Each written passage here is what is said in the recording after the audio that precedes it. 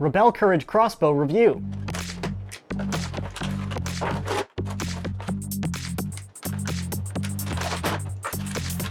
Included is the blaster, 2 arrows, the instructions, and a little advertising thing featuring other Rebelle blasters. This Nerf blaster in the Rebelle line fires the Rebelle arrows. It does not operate with darts. This blaster is a single-shot crossbow style blaster that fires these arrows. Starting with the external features, underneath the bow arms up here, there are 2 arrow holders, so they click into place like that, and 1 on either side, so you can hold 2 plus 1 in the chamber. Moving back, there's an in-strike rail up here, allowing you to mount optics or whatever. Moving down is the grip. It's a very small grip, but it is pretty comfortable. I do like how they laid this one out because I often complain about blasters alienating adults. This one is small, but it's pretty comfortable for my large adult hand. And it's small enough to certainly be comfortable for smaller hands. The trigger is a pretty basic trigger. It does feel a little weird given the catch is releasing a band instead of a spring, but it still feels pretty cool. That's pretty much all of the external features. So to operate this blaster, you pull down on the band until it clicks, and that's locked into place. You have to do that before you load. It's a little bit easier. This is a band-powered blaster. The bow arms are not bending. This is an elastic cord, so if you cut that cord, this blaster will not work. After you click the band into the lock and it looks like this, then you can load your arrow.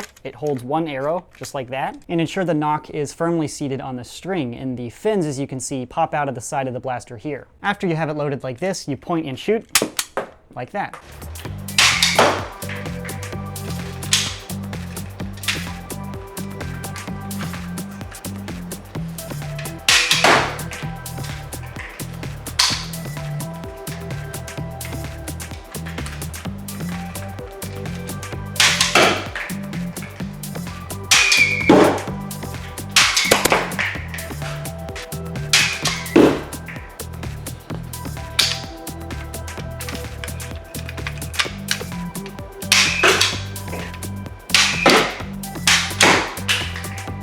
$58,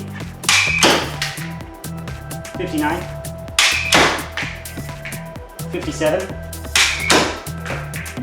$58,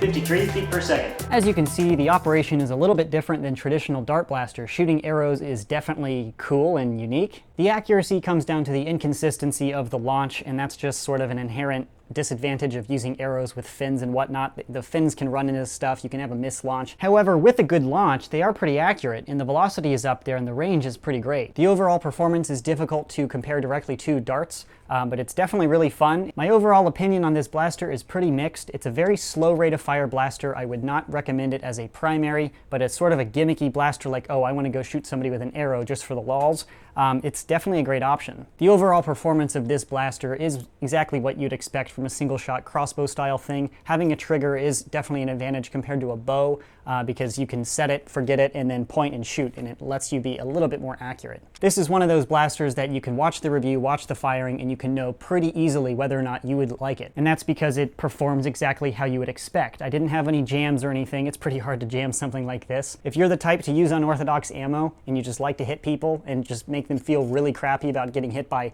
a freaking arrow, then this is a pretty viable option for you for that unorthodox play style. However, keep in mind these are much heavier than Nerf darts, so if you Nerf indoor and you shoot near lamps and picture frames, these are much heavier and they carry much more kinetic energy, so you can blast down picture frames, you can knock over lamps and crap.